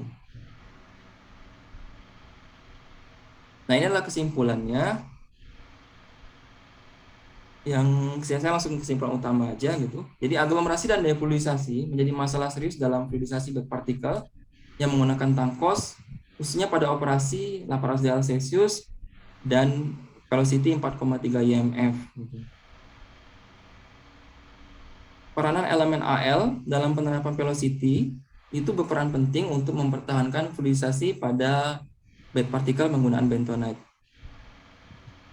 Pada aplikasi fluidisasi menggunakan velocity 4,3 IMF dan temperatur 4,3 IMF di temperatur hingga 18 Celcius, jika dibandingkan antara silikasa dan bentonat, maka yang lebih prospek untuk bertahan lebih baik itu adalah bentonite. Nah, inilah rencana ke depan menuju running hot model. Yang pertama yaitu melakukan uji performa gasifikasi. Ya, emang yang saya lakukan emang kan menggunakan IFB-AS, jadi abu IFB yang telah dihilangkan komposisi organiknya, yang meninggalkan sejumlah inorganik. Nah, pada pengujian di lab 106 itu bisa disetting lagi alat ini. Nanti kita bisa lakukan penggunaan gasifikasi yang menggunakan pelet yang murni, yang bukan yang belum dirubah menjadi abu gitu. Dan juga bisa menggunakan bentonite lokal di Indonesia. Banyak sekali, bisa di Pacitan, dari Sumatera bisa memungkinkan kalau memang nanti kedepannya ada peluang, karena Indonesia ini kaya gitu. Apalagi bentonite itu atau clay itu kan tanah yang terbentuk dari salah satu tanah yang terbentuk dari aktivitas batuan yang kontak dengan magma. Jadi daerah-daerah yang banyak gunung berapi ya berkemungkinan kaya dengan bentonite. Nah, yang kedua itu melakukan uji performa model dengan menggunakan berbagai variabel, di antaranya superpositivity yang lebih tingkatkan sehingga potensi aglomerasasinya semakin sukar. Nah, emang untuk menjalankan model ini dengan menggunakan performa model yang tadi coba diterapkan, misalkan variabel velocity-nya itu bisa ditingkatkan misalnya sampai 10 IMF, kita bisa melihat nanti bagaimana performa kelayakan dari cold model, karena emang kan yang paling mendekati kapasitasnya ini adalah cold model gitu. Seperti itu. Dan dari saya, atas perhatiannya, terima kasih. Saya kembalikan ke moderator. Ya, terima kasih kami ucapkan kepada narasumber kita kali ini, Bapak Prima Zulian. Ya, sangat menarik sekali ya atas sharing session-nya yang telah diberikan, cukup panjang dan cukup detail. Ya, dan berarti kita bisa simpulkan memang sangat menarik sekali kalau bisa diaplikasikan co-firing biomasa ini untuk pembangkit listrik tenaga uap. Dan kita ketahui biomasa memang terutama dari kelapa sawit memang banyak menghasilkan tandan kosong ya, sekitar 21%. Dan ini sangat berpotensi untuk bisa dimanfaatkan lagi dalam pembakaran. Ya itu tadi, tapi ada masalahnya yaitu bisa menimbulkan slagging, kerusakan pada logam-logam. Jadi memang bagus untuk mencegahnya. Yang pertama kita perlu treatment tandan kosongnya untuk direndam dulu, menghilangkan alkalinya. Selanjutnya juga setelah dihilangkan alkalinya, kita perlu membuat pelet dari tandan kosongnya supaya lebih efektif lagi dan nilai kalornya jadi lebih tinggi. Dan juga dari sisi bed partikelnya bagusnya kita memang menggunakan bentonite, karena bentonite ini banyak mengandung alumina yang bisa mencegah terjadinya aglomerasi. Walaupun terjadi aglomerasi mudah dia terurai lagi dengan fluidisasi, apalagi suhunya ditingkatkan dan kecepatan dari fluidisasinya ditingkatkan. Ya, terima kasih atas paparannya. Saya akan mempersilakan kepada Bapak Ibu yang akan bertanya kepada narasumber kita kali ini. Silakan langsung saja untuk menanyakan pertanyaan. Terima kasih.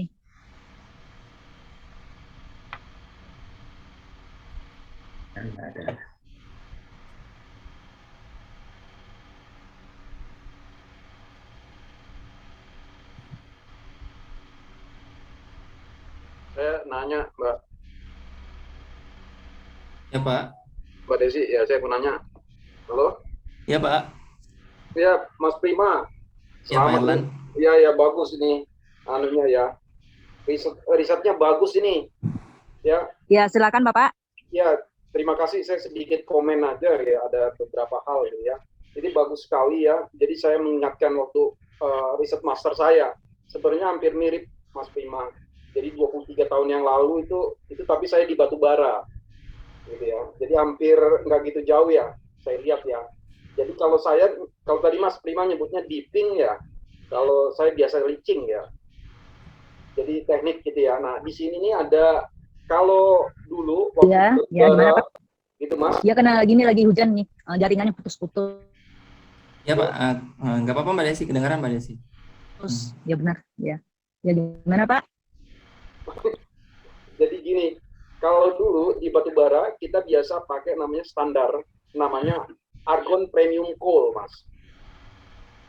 Argon premium coal itu standar batubara memang untuk riset itu.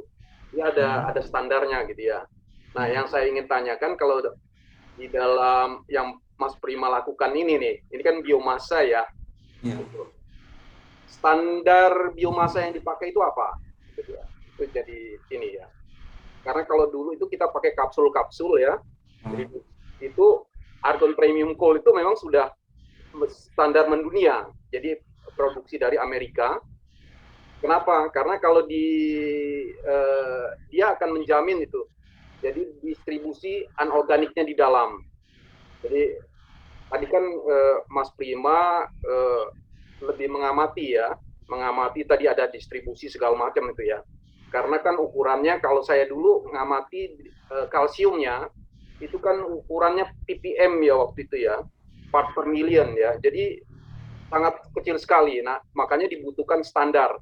Nah, yang saya ingin tanyakan kalau di biomasa ini itu pakai standar apa yang dipakai gitu ya. Karena kalau berbagai macam biomasa itu akan beda-beda. Nah, bagaimana untuk meyakinkan bahwa misalnya kita ngambil 1 gram dari umpan biomasa, ternyata zat anorganiknya sama itu, agar kesimpulannya tidak beda-beda. Bisa jadi kalau selisih sedikit saja, itu akan memberikan kesimpulan yang berbeda. Itu yang pertama. Ya. Yang kedua, Mas, waktu dulu yang saya amati itu ada namanya di dalam matriks karbon kalau di batubara itu ya. Jadi ada yang associated dan non associated.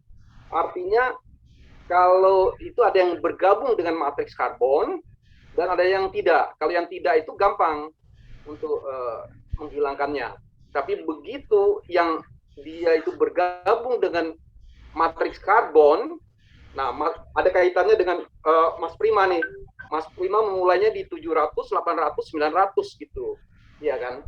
Waktu fenomena yang saya temukan dulu di batubara, itu 400, 500 aja yang associated di dalam matriks karbon, itu sudah terkonversi. Nah ini dia. Ini menarik ini sebenarnya pengamatannya, kenapa langsung 700 gitu. Ya yang perlu ini. Apa yang terjadi di bawah itu gitu ya. Itu yang sedikit menggugah saya ya. Jadi itu dulu Mas Prima. Jadi ada 2 hal tadi itu ya. Standar, yang kedua ya itu tadi karena gunakan langsung di 700, 800, 900 gitu kan. Sebenarnya bisa jadi sudah terjadi sesuatu di bawah itu suhunya. Nah, itu seperti apa? Terima kasih, itu dulu. Terima kasih. Wassalamualaikum warahmatullahi wabarakatuh. Assalamualaikum warahmatullahi wabarakatuh. Terima kasih Pak Erlan. Ya, terima kasih Pak Erlan atas pertanyaannya. Kita langsung saja ya Mas Prima menjawab Erlan. Ya, silakan Mas Prima. Oh iya,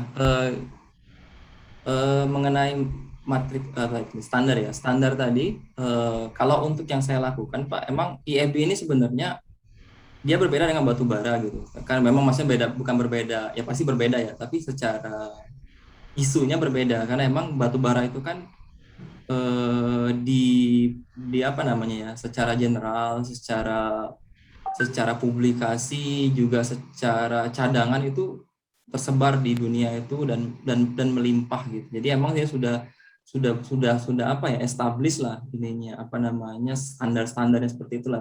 Tapi kalau untuk IEB ini, setahu saya emang masih sangat baru karena emang negara-negara yang tertarik melirik ini ya emang negara-negara yang tropis gitu. Jadi kalau misalnya negara-negara macam Amerika, Jepang itu sebenarnya mereka nggak begitu tertarik. Tapi kalau misalnya negara-negara yang seperti Cina, Malaysia, Thailand, Filipina itu mungkin kita bisa tahu bahwa mereka paper-paper mengenai sawit ini berseliweran gitu, mulai dari pomenya, mulai dari gasifikasinya, combustion dan sebagainya gitu. Jadi emang kalau untuk standarisasi ini ya saya emang tidak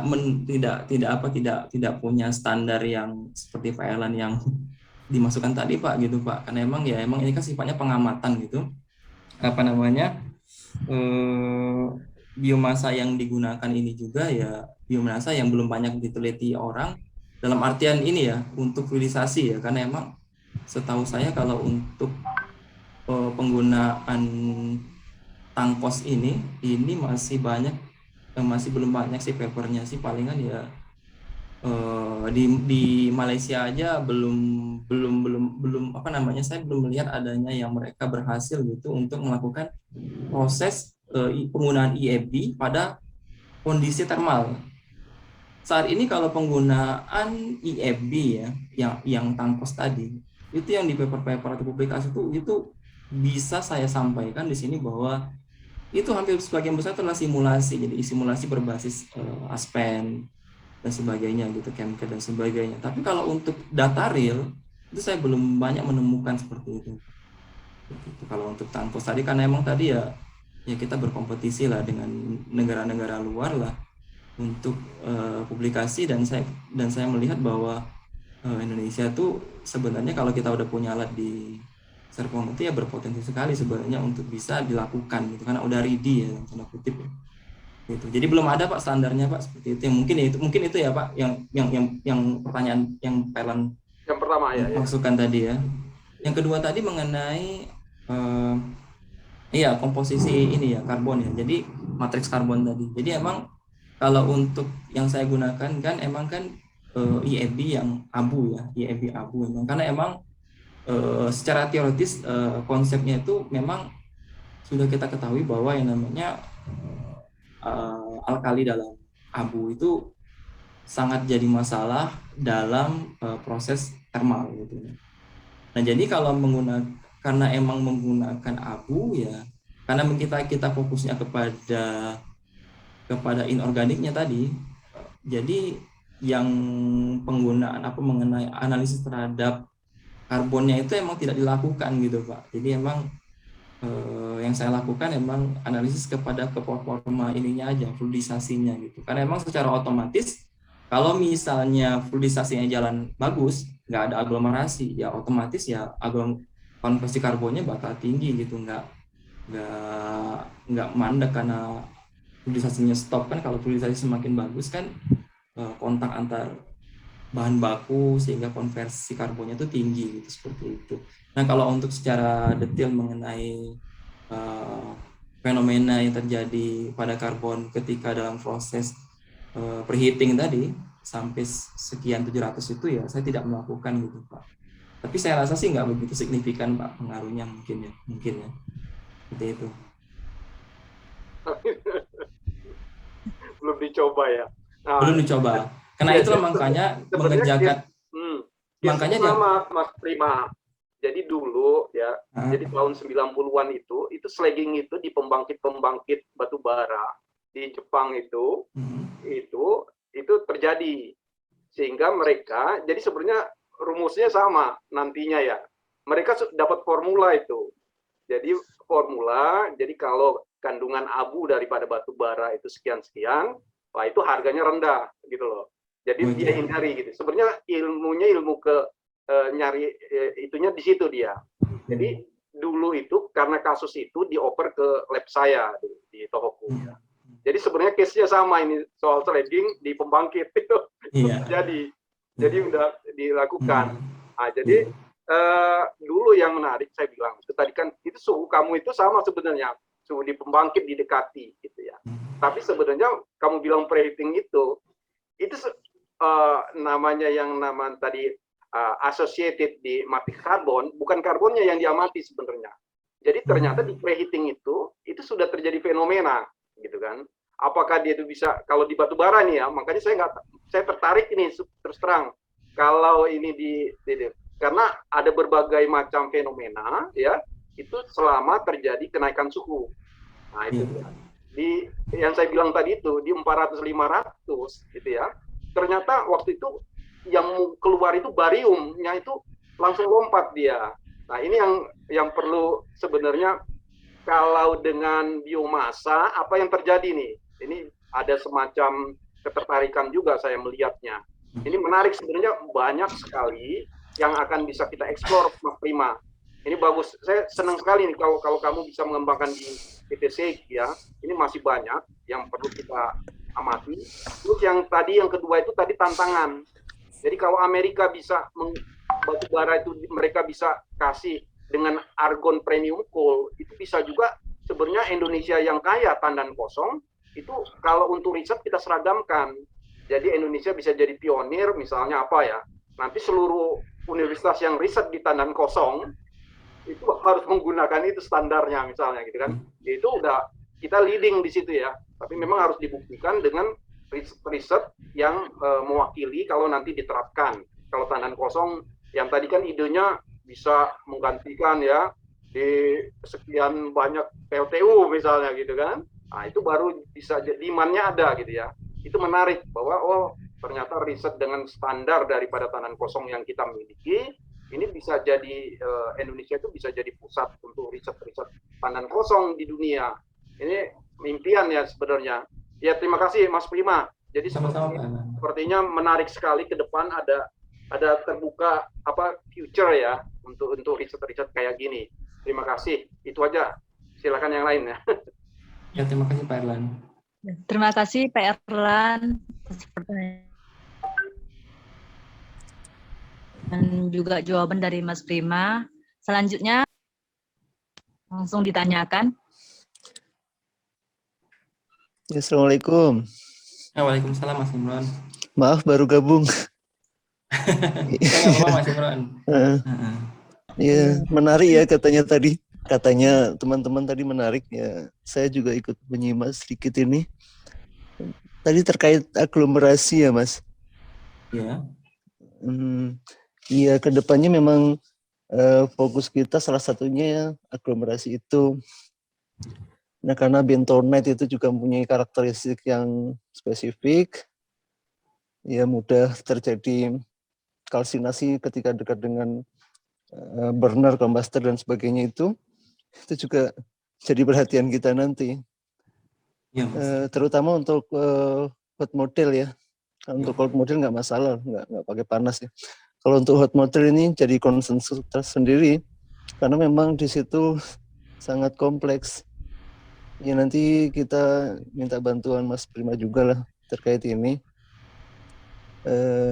Ya kemarin memang pengalaman kita kemungkinan terjadi hal demikian, terutama untuk yang dekat dengan sistem burner atau pembakar ya, bisa jadi terjadi kalsinasi dan sebagainya, terjadi aglomerasi. Nah kedepannya kita coba modifikasi baik secara mode alirannya atau dari sisi posisinya dan macam-macam itu bisa banyak kita coba. Karena memang untuk hot model ini kan tidak kelihatan dari luar ya. Jadi tidak bisa langsung kita amati.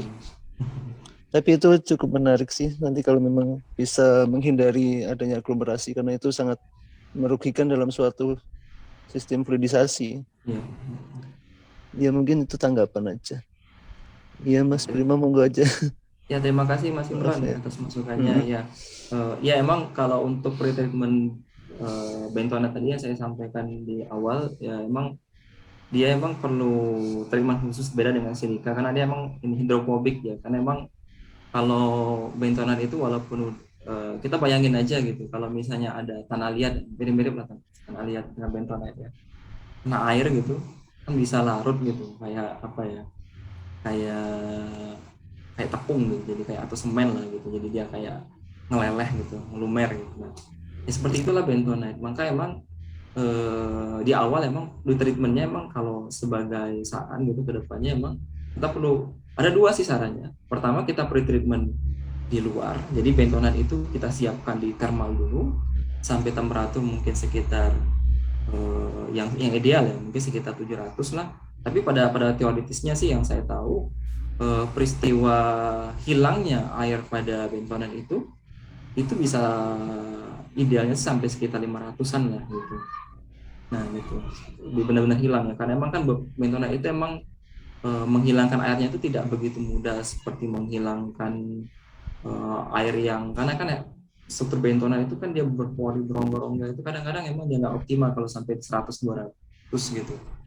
Dan itu yang pertama bisa di eksternal, jadi udah dapat bentonite yang udah partikel yang sudah dipanaskan, udah keras gitu, baru bisa dimasukkan ke dalam reaktor, bisa. Atau yang kedua di pre-treatment di reaktor itu sendiri, tapi ini agak sedikit beresiko gitu, karena emang kalau untuk skala lab oke lah ya, karena emang kandungan air yang lepas atau rilis dari bentonite itu bisa mudah dibersihkan. Tapi kalau untuk plant yang besar, dia akan ini apa namanya mengkondensasi di line pipa piping yang menuju ke apa namanya entrainer, jadi apa namanya ke pelepasan, ke rilis.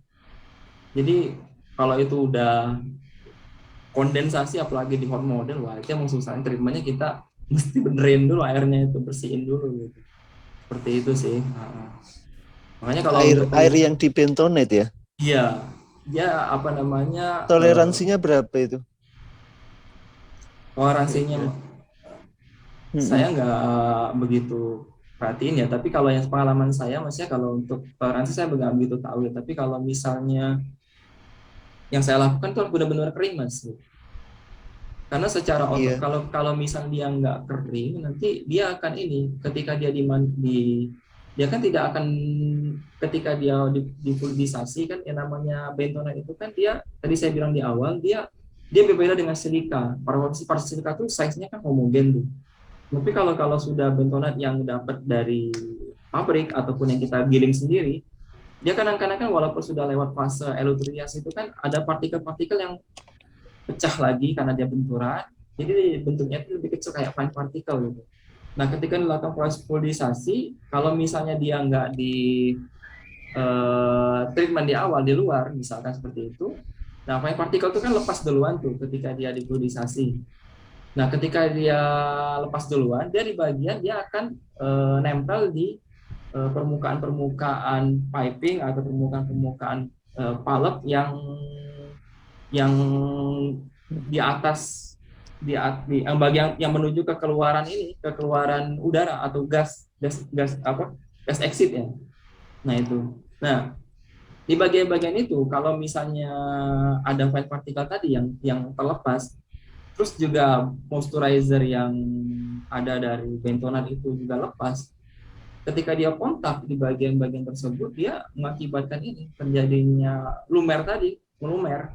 Nah, lambat laun ketika dia secara konduksi kan, metal kan, atau kita kan pasti menjaga kan supaya jangan sampai namanya terjadi kondensasi gitu. Ya ketika dia kering gitu, dia menutupi bagian-bagian palep tadi, yang bagian-bagian pipa dan sebagainya, itu susah dibersihin juga. Kalau bisa bagian palep ketika diputar dia agak keras gitu. Nah makanya emang yang saya sebenarnya waktu di Jepang kemarin saya sudah mau menjalankan yang thermal bentonite, sudah ada sih sampelnya, cuman ya karena waktu gitu, jadi yang dijalankan itu yang raw bentonite, jadi yang bentonite yang benar-benar dari mentahannya gitu, seperti itu mas. Oke, ya mas Prima. Kalau misal kita mencampur bagaimana ya? Mencampur dengan apa? Campur aja itu bentonite sama lain yang mempunyai karakteristik yang menguntungkan. Bisa kayaknya mas. Nggak apa-apa. Soalnya ini susah dihindari nampaknya. Iya. Karena kita sendiri kan pakainya misal ya steam saturated. Steam saturated menghasilkan uap yang lumayan. Udara dikompresi menghasilkan udara yang sangat basah dan sebagainya. Itu juga sangat banyak ini ya, banyak komponen yang berpengaruh di sana. Tidak hanya di internal si bentonite sendiri, tapi ya utility yang digunakan tuh semuanya berkontribusi gitu ya. Iya sih ya, emang udara kompresor emang basah banget gitu. Iya. Itu apalagi ya tambah steam yang saturated yang rendah ya. Kayak air aja juga. Iya, ya nanti bisa diskusi panjang. Maaf baru gabung jadi nggak terlalu ngikutin. Tapi menarik kok. Ya. Ya, terima kasih tanggapan dari Mas Imron dan juga penjelasan dari Mas Prima. Silakan kepada Bapak dan Ibu sekalian, kalau masih ada yang ingin ditanyakan, langsung saja. Ya, Assalamualaikum. Waalaikumsalam. Pak Ismail ya? Ya, Mas Prima ya. Iya, Pak Ismail, Pak. Menarik sekali, Mas Prima. Ya, terima kasih, Pak. Mau tanya ini ya, bentonite yang digunakan itu bentonite alam atau bentonite yang sudah ditreatment? Artinya kalau alam itu kan banyak pengotornya masih ya. Apakah ini bentonite yang murni ya? Yang saya pakai bentonite yang murni, Pak. Nah, karena emang dari pabrikan. Oh, dari pabrikan ya. Nah, kemudian apa ada kriteria pengguna bentonite yang berhubungan dengan KTK? Yang berhubungan dengan apa, Pak? Yang berhubungan dengan KTK.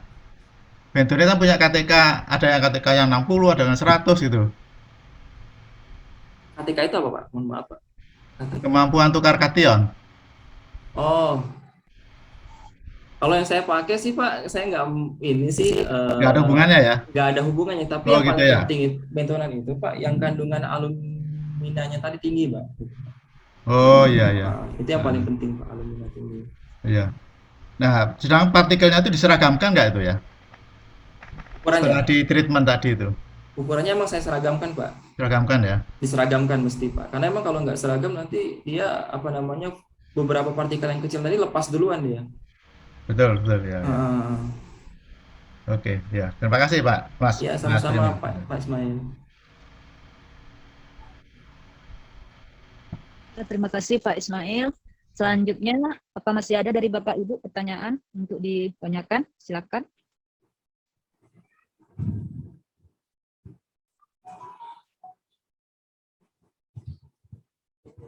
Kalau memang tidak ada lagi, kita akhiri saja sering sesi ke MC depan selanjutnya. Terima kasih.